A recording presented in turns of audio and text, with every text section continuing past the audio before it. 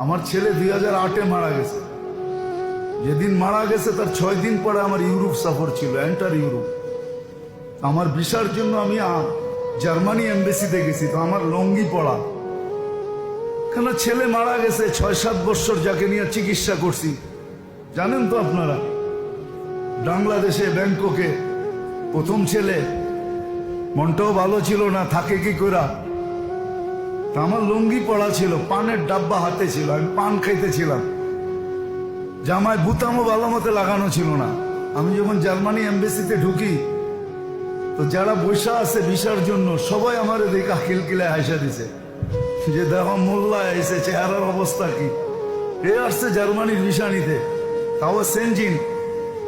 আমি কাউন্টারে যখন দাঁড়াইছি, তো মহিলার অনেক গয়না পড়া ছিল, যে আমার ইন্টারভিউ নিতেছে।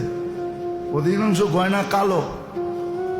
আমাকে জিজ্ঞেস করতেছে কি করো, আমি কি ব্যবসা, কি ব্যবসা, এই ব্যবসা। আমার গয়নাগুলা কালো হয়ে যায় কেন? আমি বললাম তুমি পারফিউম বেশি ব্যবহার করো, তো স্প্রের কারণে গয়না কালো হয়ে গেছে।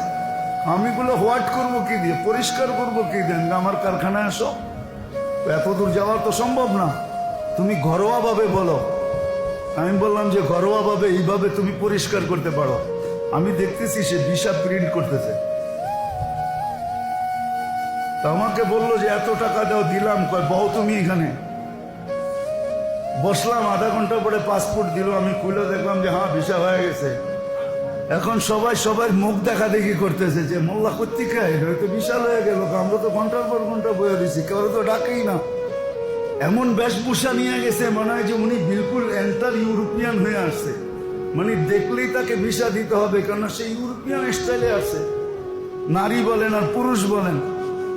আমি ওইখানে বসে একটা পান খেলাম, মুসকি একটা হাসি দিলাম, বাইরে চলে আসলাম। বলে চাবি এইখানে না, চাবি ওইখানে।